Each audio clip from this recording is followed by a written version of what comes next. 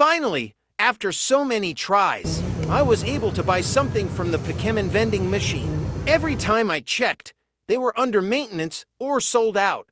But today, I got lucky. Big opening coming soon.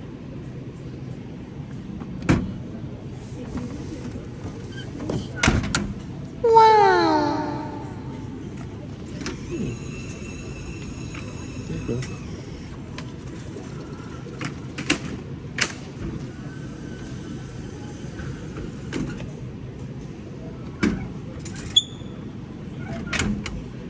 Wow!